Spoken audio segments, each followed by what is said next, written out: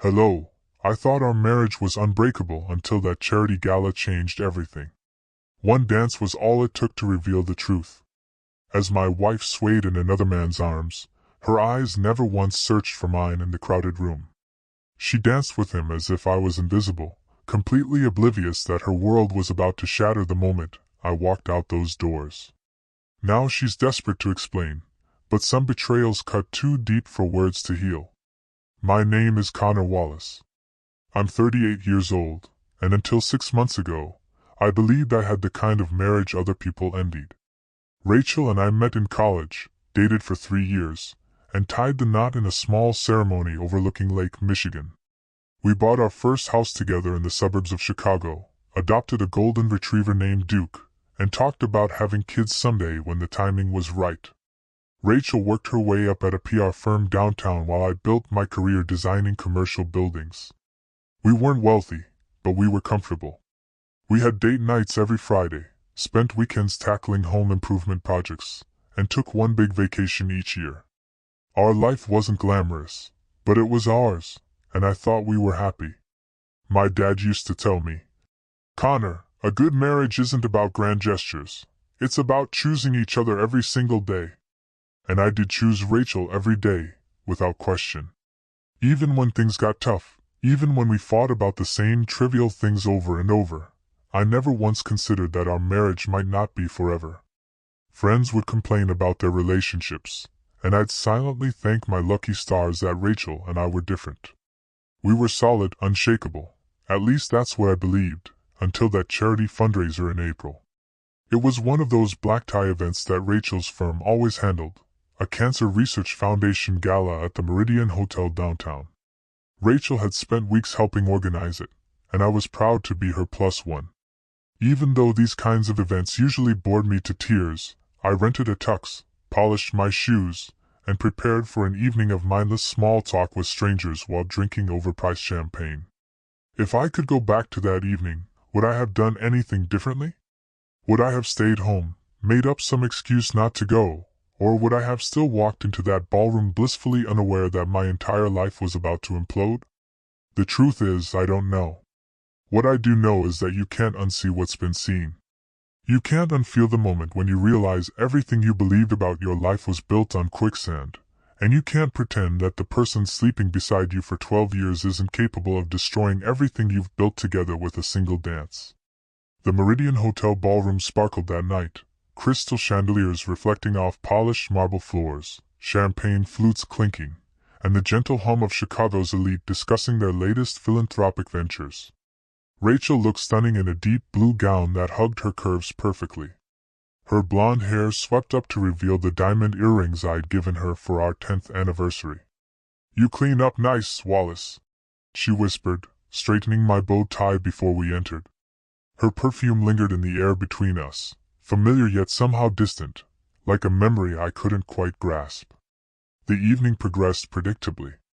I nursed the same glass of scotch while making small talk with strangers. Rachel flitted from group to group, completely in her element. Occasionally, she'd catch my eye across the room and smile, and I'd remember why I endured these events in the first place. Around 10 o'clock, the live band started playing, and couples gravitated toward the dance floor. I was cornered by a retired architect who wouldn't stop talking about his glory days designing strip malls in the suburbs. Rachel had disappeared into the crowd, probably handling some last-minute crisis for the event.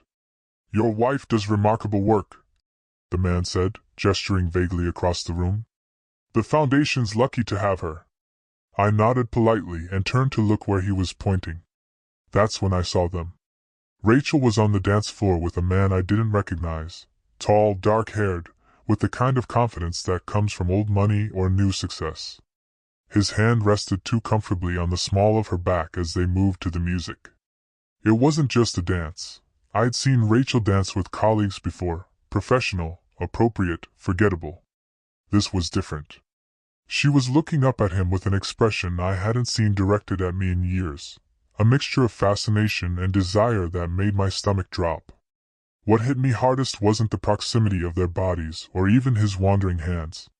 It was how completely absorbed she was, laughing at something he whispered in her ear, completely oblivious to everything around them. She danced with him as if I was invisible, as if the room full of her colleagues and our mutual friends didn't exist. I waited for her to glance in my direction, to offer some acknowledgement that would ease the growing knot in my chest, but she never did. She was lost in a moment that didn't include me, with a man who clearly wasn't just a colleague. My body went cold. Despite the crowded room, I placed my empty glass on a nearby table and straightened my jacket. The architect was still talking, but his words were just noise now. I didn't make a scene. I didn't storm across the dance floor or demand explanations. Instead, I simply turned and walked toward the exit, wondering if she would even notice I was gone. I stood by the bar, watching Rachel and her dance partner glide across the floor. People moved around me, but I might as well have been a ghost. A waiter offered me another drink, and I accepted mechanically, never taking my eyes off the scene unfolding before me. The song changed to something slower, more intimate. This was when most casual dance partners would separate, return to their respective corners of the room.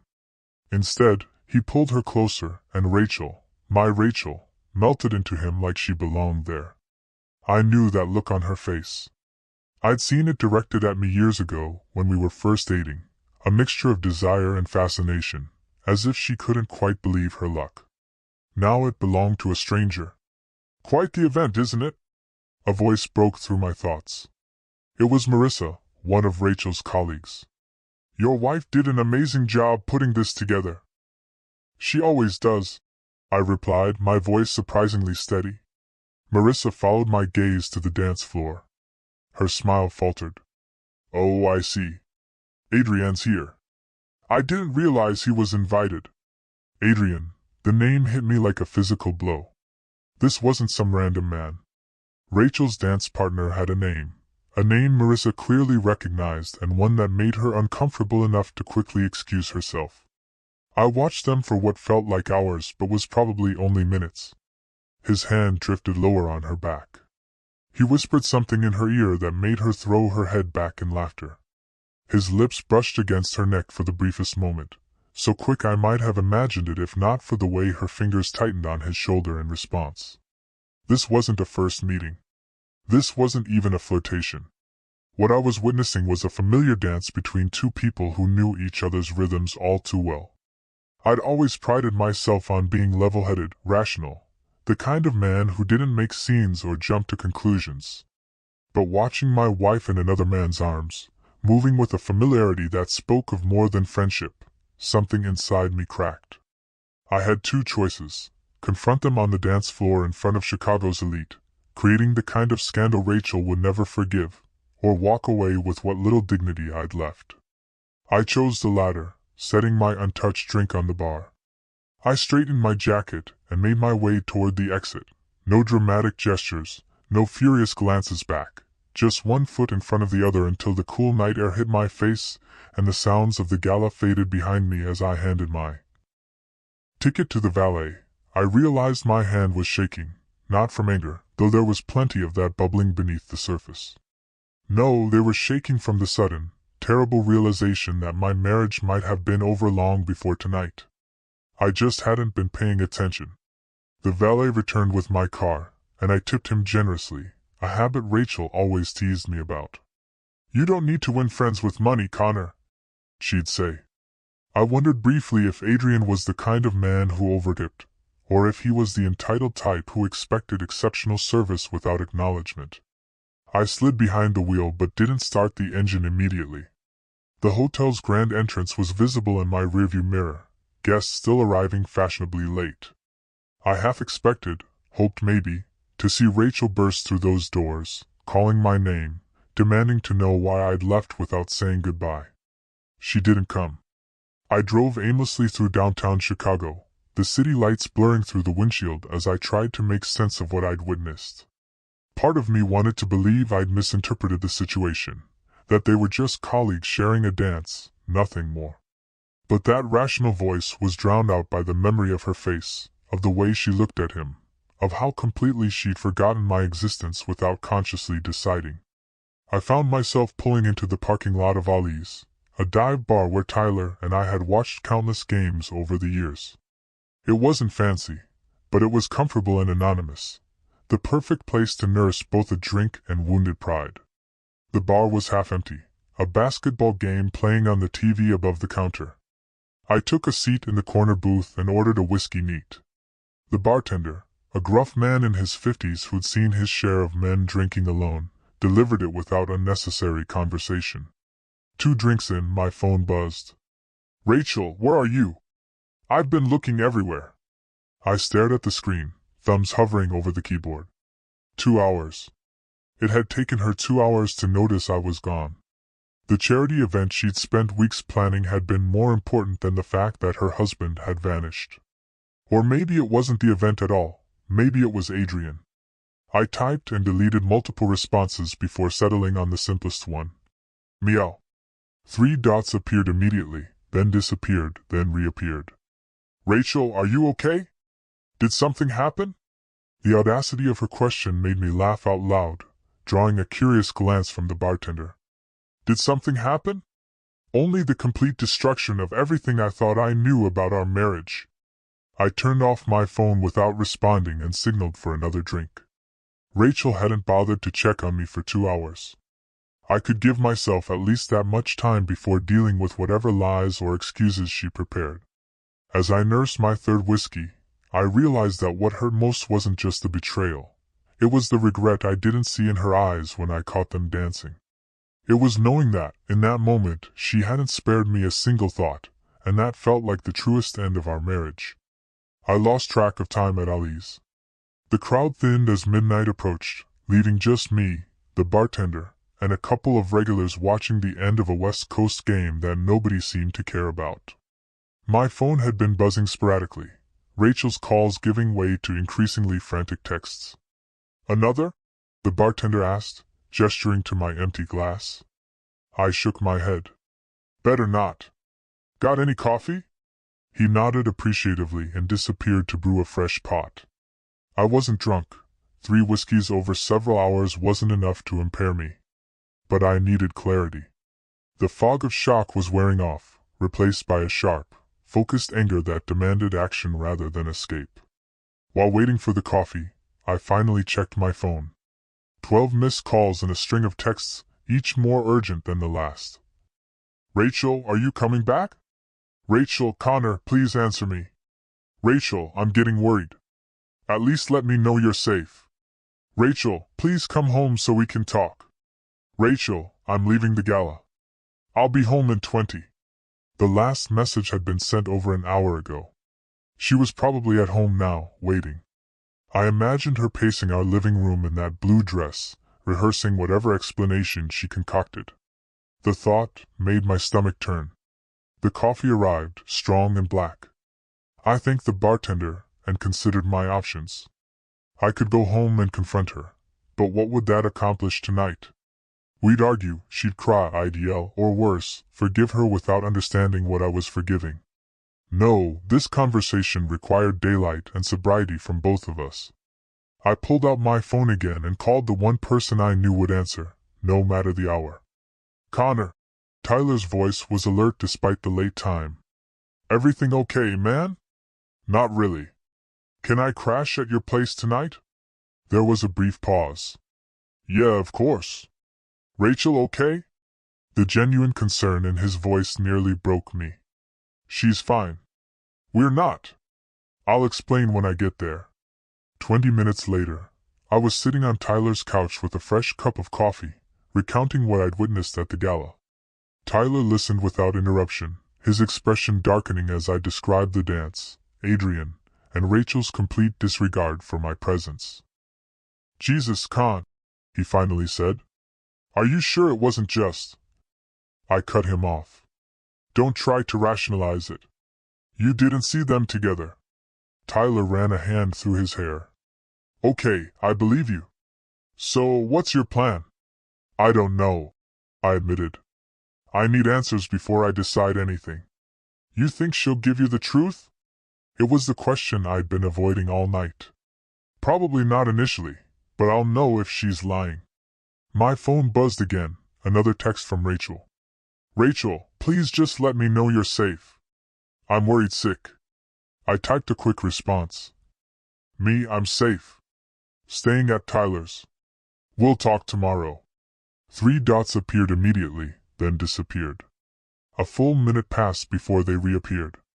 Rachel, I'm sorry.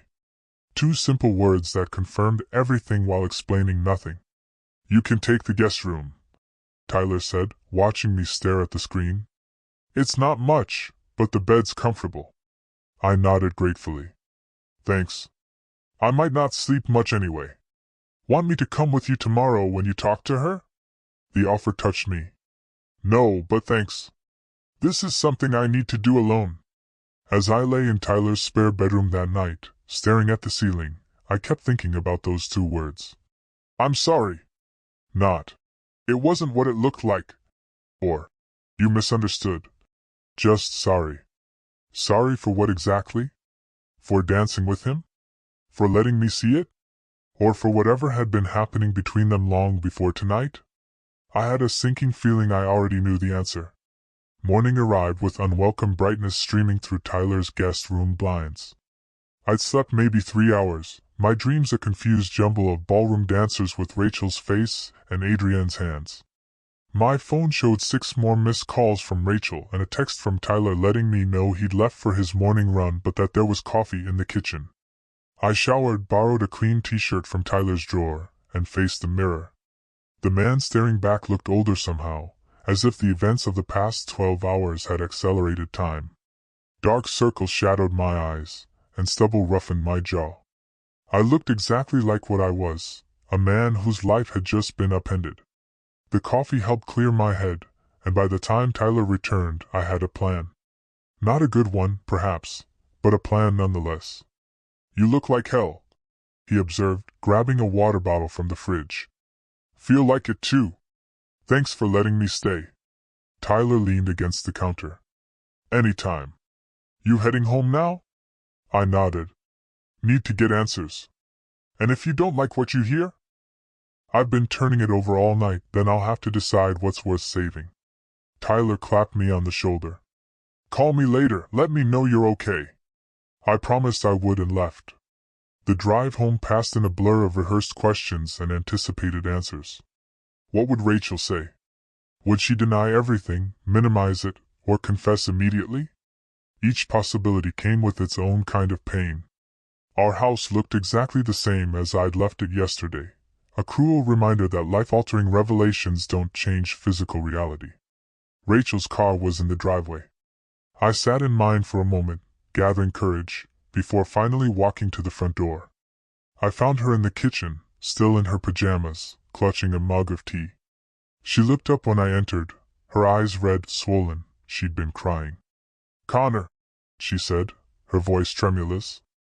Thank God, I said. We need to talk, I said flatly, remaining standing even as she gestured toward a chair. I know, she said, setting down her mug. About last night.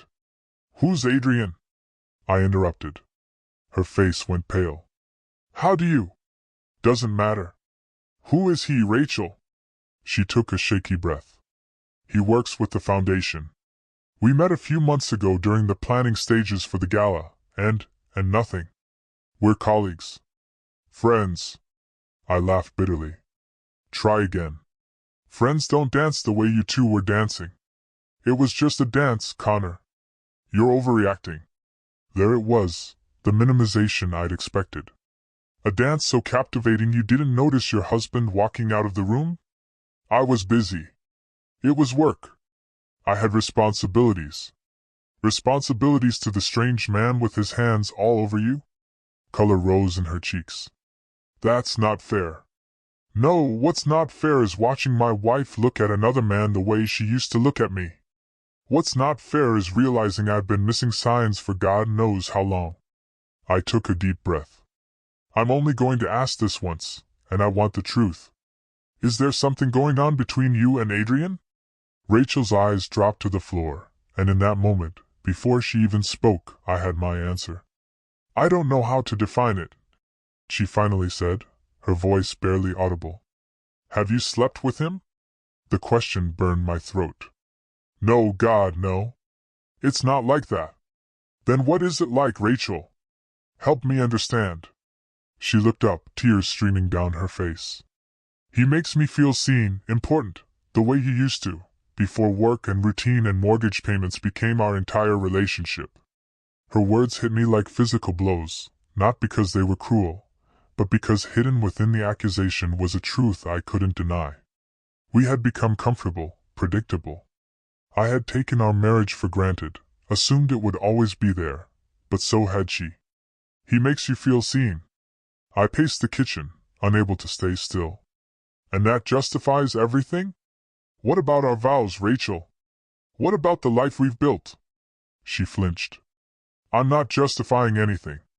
I'm trying to explain how things evolved. Evolved?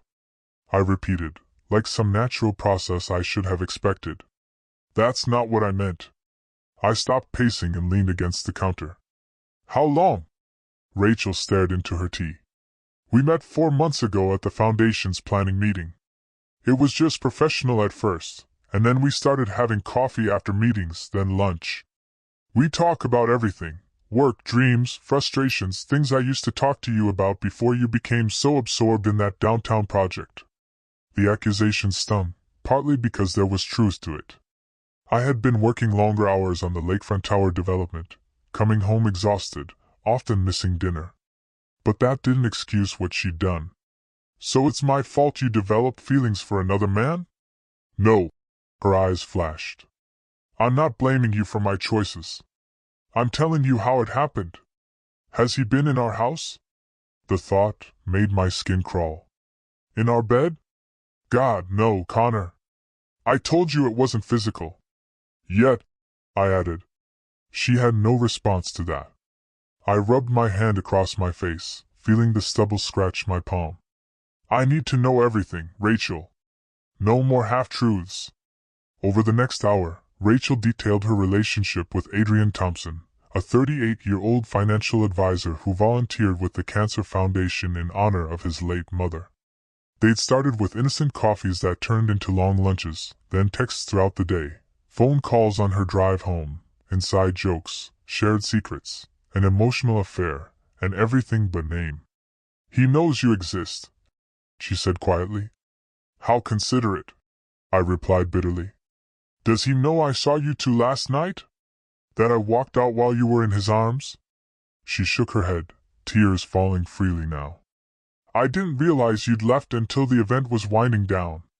When I couldn't find you, I thought maybe you'd stepped outside for air or gone to the hotel bar. And when I didn't answer your calls, your texts, I panicked, she whispered. I knew then that you must have seen us. That's when I realized how it would look to you. How it would look, I said flatly. Not how it was. Connor, please. Have you told him about last night? About this conversation? She hesitated, which was answer enough. You've spoken to him today? It wasn't a question. He texted to make sure I got home safely, she admitted. I told him you weren't here when I got back. Did you tell him why? Another hesitation. Yes. I laughed humorlessly. So he knows his competition is on to him. It's not a competition, isn't it? I pushed away from the counter. Because from where I'm standing, it sure as hell feels like one. And apparently I've been losing for months without even knowing I was playing. The question hung in the air between us. Was my marriage over? Was I ready for it to be? I need time to think, I said finally. And space. Rachel's eyes widened. What does that mean? It means I'm not sure I can sleep in the same house with you right now, knowing you've been sharing parts of yourself with another man for months. Connor, please. We can work through this. People recover from these things all the time. Some do, I acknowledged. But I'm not sure I want to. She flinched as if I'd struck her. You don't mean that. Don't tell me what I mean. My voice was frighteningly calm. You lost that right when you decided our marriage wasn't enough for you. I moved past her toward her bedroom, pulling the suitcase from the closet, the same one we'd used for our anniversary trip to Michigan just 6 months ago. Rachel followed, hovering in the doorway as I methodically packed enough clothes for a week. "Where will you go?" she asked, her voice small. "Tyler's probably, or a hotel. I haven't decided." "For how long?" I closed the suitcase and turned to face her. "I don't know, Rachel. I honestly don't know if I'm coming back at all." She started crying again, but I felt strangely detached from her tears.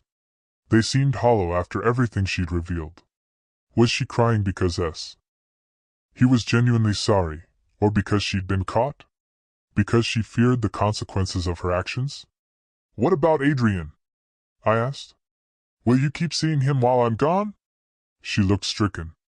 "No, of course not." "Why not?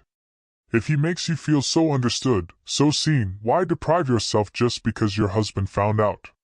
"Because I love you," she whispered. "I never stopped loving you." The words should have comforted me. Instead, they made me angry. "That's not love, Rachel.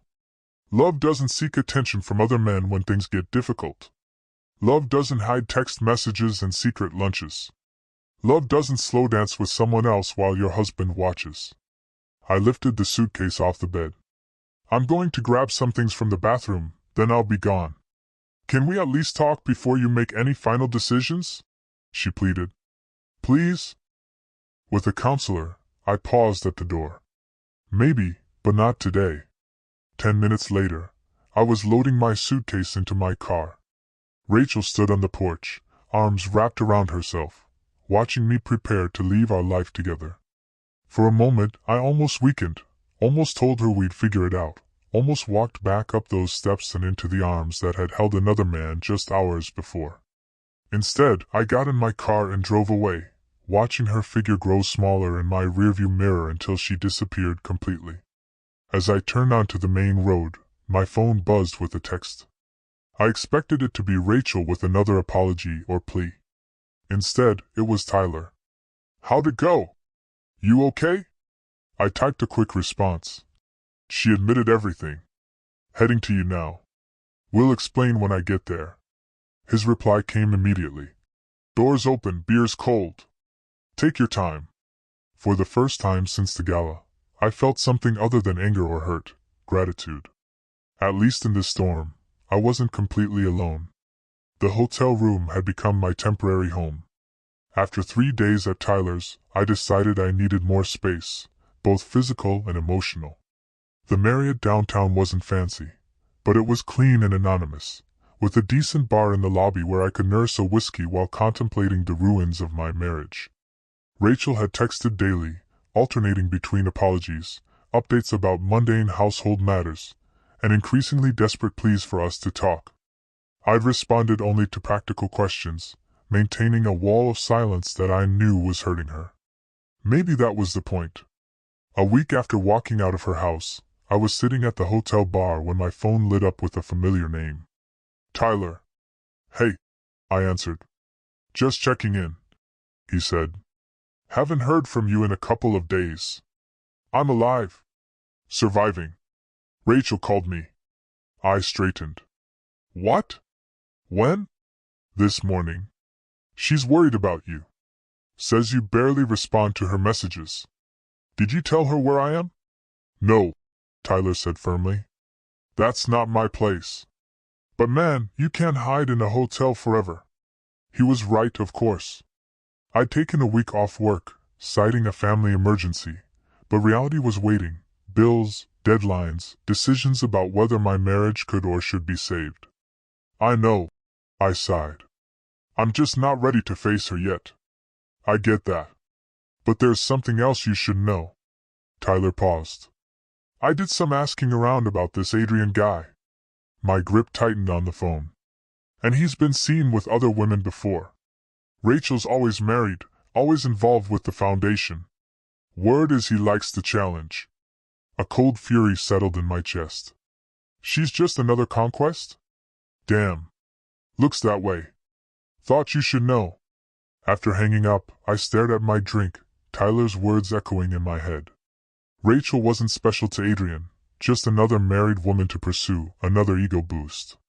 The revelation should have made me angrier, but instead, It clarified something I'd been wrestling with all week. This wasn't about Adrian. It was about us, about what our marriage had become before he ever entered the picture. I pulled out my phone and, for the first time in days, initiated contact with my wife. Me. We need to talk tomorrow, 7 p.m., neutral ground, the coffee shop on Wilson Street. Her response was immediate. Rachel. I'll be there. Thank you, Connor. As I set down my phone, I realized I'd already made my decision. I just wasn't sure if Rachel was ready to hear it. I arrived at the coffee shop 15 minutes early, securing a table in the back corner. The place was half empty, a small mercy. Whatever happened next, I didn't want an audience. Rachel walked in at exactly 7 p.m. She'd lost weight in the week we'd been apart, her clothes hanging loosely on her frame. Dark circles shadowed her eyes, and her hair was pulled back in a simple ponytail instead of her usual polished style. She spotted me and hesitated before approaching, as if unsure of her welcome. I gestured to the chair across from me, and she sat, her movements careful, measured. Thank you for meeting me, she said quietly. I nodded. Do you want something to drink? I'm fine. She twisted her wedding ring, a nervous habit she'd had since our wedding day. How are you managing? I studied her face, searching for something. Remorse, fear, love, all were present, along with an exhaustion that mirrored my own. Have you been in contact with Adrian? She flinched but held my gaze. He's called and texted. I haven't responded. Why not, if he makes you feel so seen, so understood? Because I realized what he was really doing. Her voice hardened. He doesn't care about me. I'm just another conquest, another married woman he could charm away from her husband. Tyler told you? She shook her head. He didn't have to. I did my own research after you left. Found 2 other women from the foundation who had the same experience. He has a pattern. I nodded slowly. And what about us? Do we have a pattern too? Yes, she admitted. We take each other for granted. We stop trying. We forget why we chose each other in the first place. Her honesty surprised me. I haven't been the husband you deserve, I acknowledged. I've been distant, absorbed in work, and I should have told you what I needed instead of seeking it elsewhere. Tears welled in her eyes. So where does that leave us? I'd asked myself that question all week, lying awake in my hotel room, staring at the ceiling. I'd weighed all our years together against the pain of her betrayal, balanced what we'd built against what we'd lost. I don't know if I can trust you again, I said finally. But I don't know if I'm ready to throw away 12 years either. What are you saying? I'm saying I want to try. The words surprised me, even as I spoke them. Not promises, not forgiveness yet, but trying, with boundaries, with counseling. Relief flooded her face, quickly tempered with caution. When will you come home? Not yet. I need more time. But soon, maybe. She nodded, understanding the gift I was offering. Not reconciliation, not yet, but possibility. A door left slightly ajar instead of slammed shut. As we walked out of the coffee shop into the cool Chicago evening, Rachel stopped under a streetlight, her face half in shadow. I love you, Connor. I never stopped, even when I lost my way. I didn't say it back. Couldn't. Not yet. But for the first time in days, I felt something other than anger and hurt, something that might, with time and work, grow back into trust. I'll call you tomorrow, I said and walked to my car, alone, knowing that sometimes the hardest choices are the ones that leave the future unwritten.